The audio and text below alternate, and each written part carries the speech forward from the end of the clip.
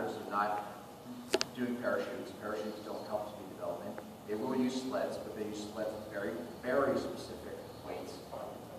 Yeah, I mean, up to 20 maybe, but certain guys might use 20, certain females might use 20, and certain males might use 5.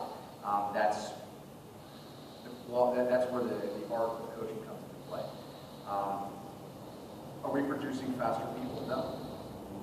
The TED Talk, what's the guy's name that wrote the book, The Talent Code? Did a 20-minute TED Talk, 15-minute TED Talk, talking about that, how looking at Jesse Owens' time, take out the cinder track and the 5-pound leather shoes and whatnot.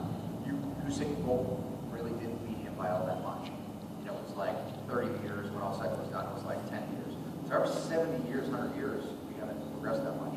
We use an example of swimmers. You see times, they stay stagnant. You look at hundreds of seconds world records, then they come up with a different pool.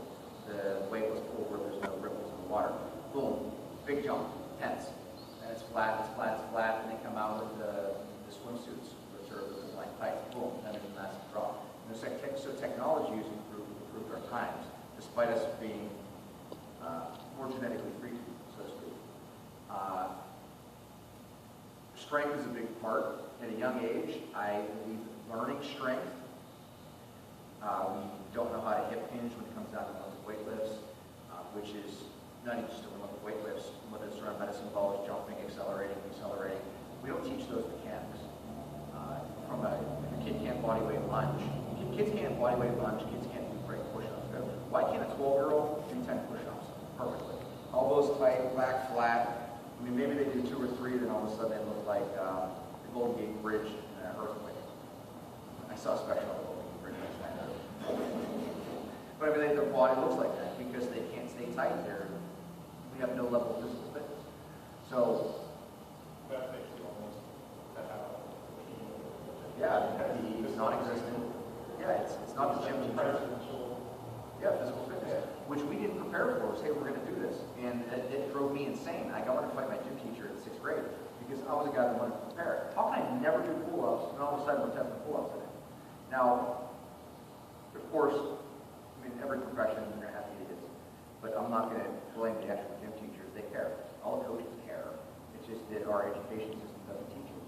You know, I taught at the Penn State branch campus for a couple semesters. My wife has been teaching there in the kinesiology department for 5 years. It's not part of the curriculum. I have several students and interns from highly respected kinesiology and exercise science departments. They don't teach it.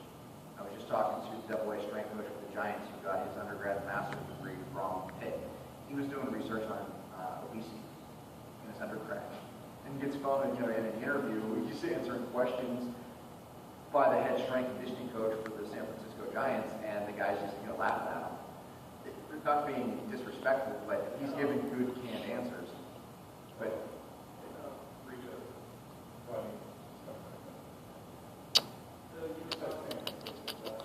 should have went with the droid. So the head guy from the San Francisco Giants is asking him questions in the interview, and he's giving the canned answers that he knew, and the coach was laughing because he knew that that was the answer he was supposed to give, but it's not the right answer.